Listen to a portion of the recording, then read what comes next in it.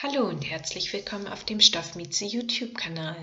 Heute zeige ich euch, wie ihr kinderleicht den Schnitt einer Hose abnehmen könnt. Falls euch mein Video gefallen sollte, dann freue ich mich riesig über einen Daumen nach oben. Und falls ihr mehr von mir sehen wollt, dann lasst mir doch ein kostenloses Abo da. Weitere Videos und Nähanleitungen zum Anschauen und auch Nachmachen findet ihr unten in der Videobeschreibung. Jetzt aber erstmal viel Spaß bei diesem Video. Hierfür benötigt ihr Schnittmusterpapier, hier könnt ihr aber auch gerne Butterbrotpapier, Backpapier oder auch Architektenpapier verwenden. Das bleibt ganz euch überlassen. Dann zum Fixieren benötigt ihr noch Stecknadeln oder eben Nähgewichte, ein Maßband zum Abmessen, ein Bleistift zum Vorzeichnen und einen dickeren Stift zum Nachziehen der Linien. Dann eben eine Hose als Vorlage, die halt ganz gut passt. Dann eine Papierschere zum Ausschneiden und ein Quiltlineal letztendlich zum Einzeichnen der Nahtzugaben.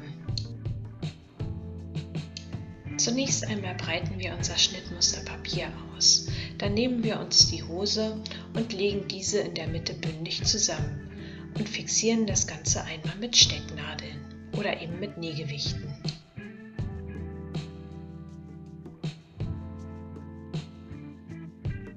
Wenn dann alles fixiert ist, dann nehmen wir unseren Bleistift und fahren mit diesem eng an den Nähten der Hose entlang.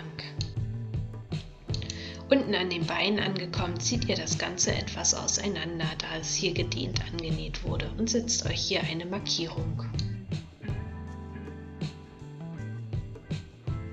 Das gleiche gilt für das obere Bündchen. Hier auch etwas auseinanderziehen und eine Markierung setzen.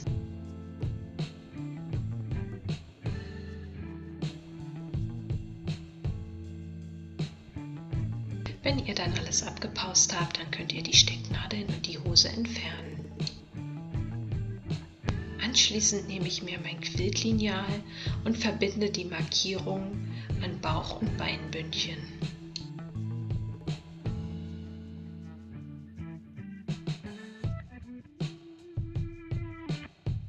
Wenn ihr das dann habt, dann solltet ihr euch immer noch aufschreiben, was ihr gerade abgepaust habt.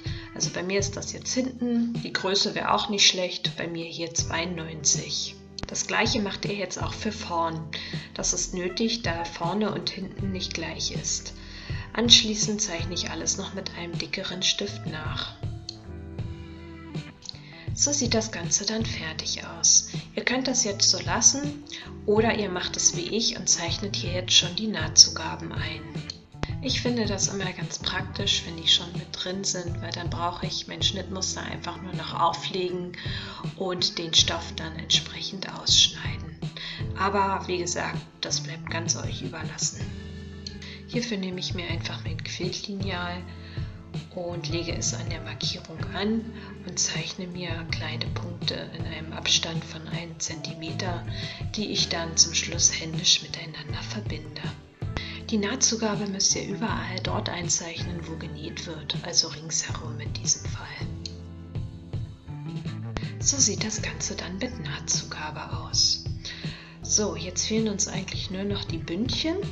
Hierfür nehme ich mir dann die Hose und mein Maßband. Hierfür mache ich nicht extra ein Schnittmuster, da das ja einfach nur Rechtecke sind. Ich nehme mir jetzt das Maßband und messe mir erstmal die Höhe aus. So, oben sind das 4 cm, da man das ja immer doppelt nimmt, also 8 cm plus 2 cm Nahtzugabe macht 10 cm in der Höhe. Unten sind es 3 cm, das doppelt genommen wären 6 cm, plus die 2 cm wären 8 cm Höhe. Das Ganze schreibe ich mir dann auch noch mit auf das Schnittmuster. Für die Länge des Bündchens nehme ich mir dann später einfach nur den Umfang der Hose am Bauch und am Bein und nehme dies mal 0,8.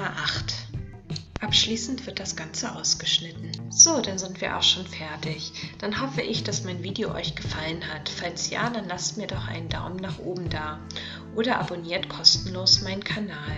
Falls es Fragen oder Anregungen gibt, dann könnt ihr mir das gerne in die Kommentare schreiben. Wie man die Hose dann näht, werde ich euch im nächsten Video zeigen. Also, bis zum nächsten Mal, eure Stoffmieze.